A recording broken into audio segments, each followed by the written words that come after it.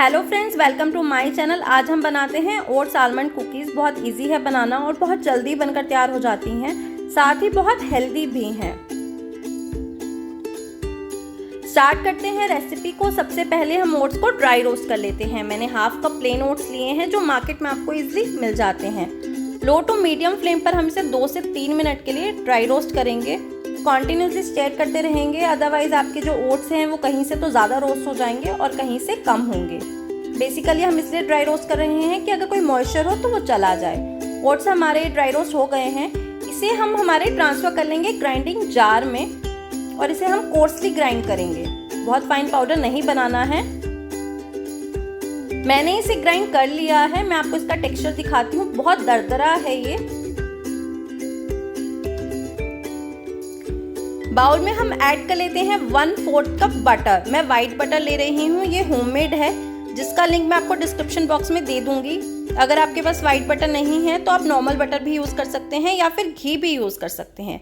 इसमें ऐड करेंगे powdered sugar. मैंने ब्राउन शुगर को मिक्सी में ग्राइंड कर लिया था 1/4 कप। अगर आपके पास ब्राउन शुगर नहीं है तो आप नॉर्मल शुगर को मिक्सी में ग्राइंड कर लीजिएगा। विस्क कर लेते हैं दोनों को हम अच्छे से।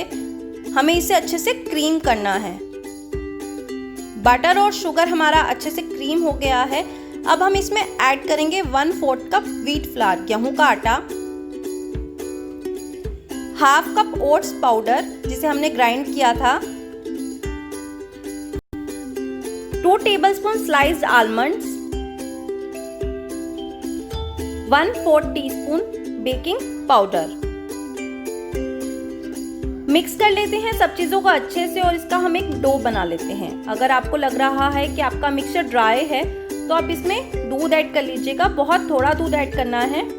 मुझे अभी मिक्सचर थोड़ा ड्राई लग रहा है तो मैं इसमें थोड़ा सा दूध ऐड कर रही हूँ, 1 टेबलस्पून। बहुत ज़्यादा मिल्क ऐड नहीं करना है। डो हमारा रेडी है। इसे हम फ्रीज कर देंगे फॉर 5 मिनट्स। बेकिंग ट्रे को हम ग्रीस कर लेते हैं। हमारा डो रेडी है। मैंने इसे फ्रिज से निकाल लिया है। इसकी छोटी छोटी बॉल्स बना लेते हैं। मैं हाफ टेबल स्पून जितनी बॉल्स बना रही हूँ। साइज आप अपने अकॉर्डिंग छोटा बड़ा कर सकते हैं।